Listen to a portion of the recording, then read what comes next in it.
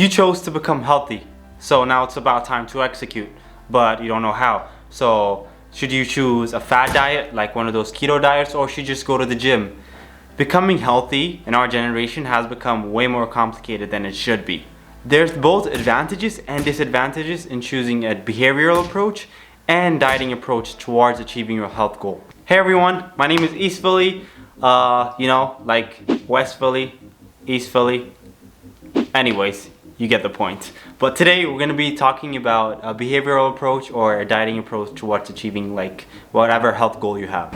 If you're new here, in my channel I talk a lot about the topics of healthy lifestyle, nutrition, and calisthenics. And if you like any of those topics, make sure you go check out my channel because I have a lot more videos for you there. But let's get into today's video.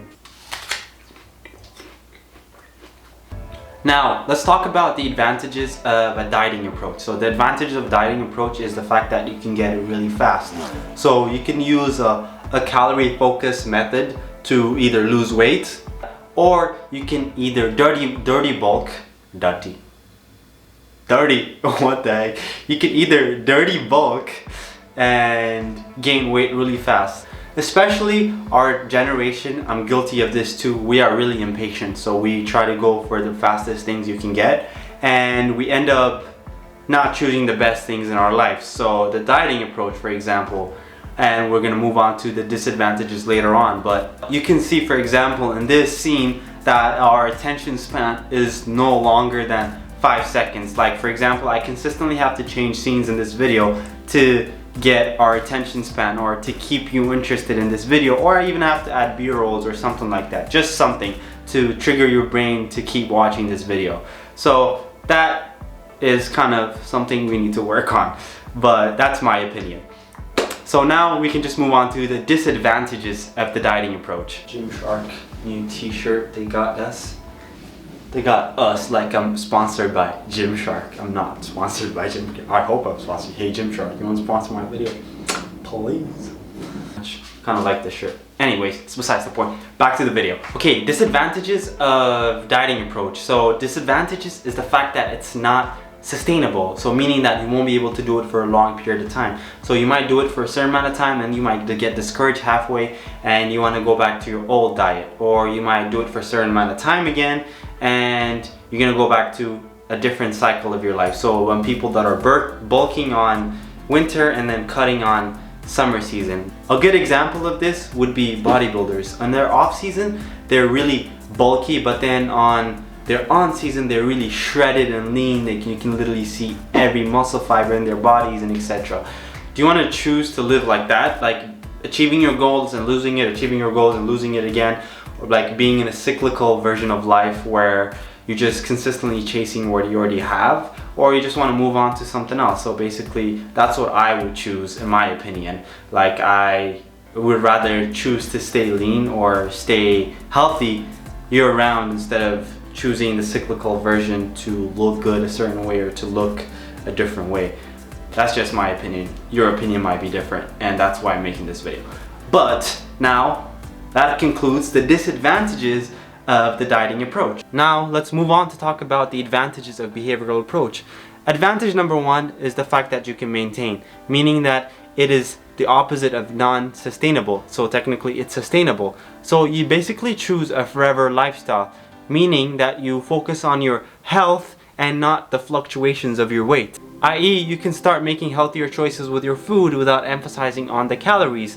This could be like making healthier choices as in like taking in more fruits and vegetables, drinking more water, replacing sugary carbohydrates such as like cookies and etc. with like grainy carbs or stuff like that, little changes like that. You don't necessarily see a vegan going vegan for 3 months and going not vegan for 3 months again following that. They don't live in a cyclical lifestyle where they're vegan for a week and they're not vegan for the next week.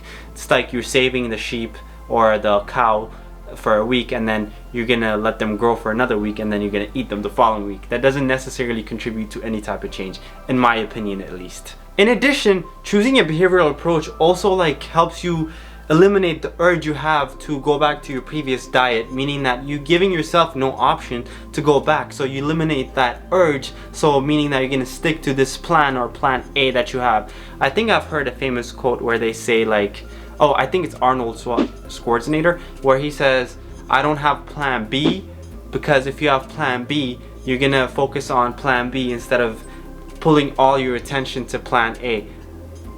In this circumstance that works, but in other circumstances that might not. But yeah.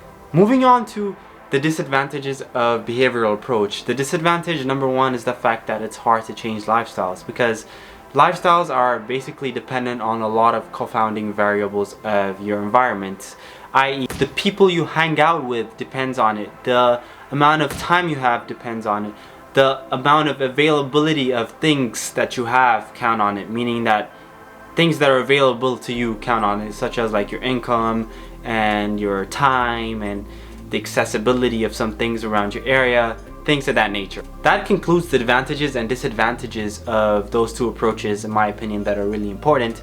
But I don't want to make this video too long, so if you want to know how you can implement these two approaches in your life, leave a comment down below and I'll try to make a video about it if a lot of people are interested in it. But I wish you nothing but love. I'll see you in my next video. Make sure you click that subscribe button. Like I said, I upload a lot of videos about calisthenics, health, and nutrition. So I'll catch you next time. Peace.